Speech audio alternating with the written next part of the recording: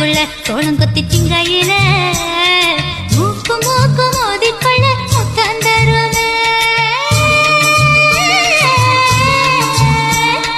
சோலையங்காட்டுக்குள்ள சோளம் கொத்தி திங்கையில மூக்கு மூக்கு மோதிக்கொள்ள முத்தம் தருமே. நாம முத்தம் தந்ததுண்டா என்று முனகி பேசுது குருவி முனகி பேசுது.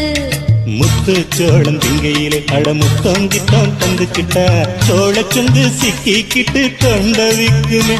இதப்பட்ட சிக்கு சொல்ல சொல்லி புத்தி பேசுது குருவி புத்தி பேசுது.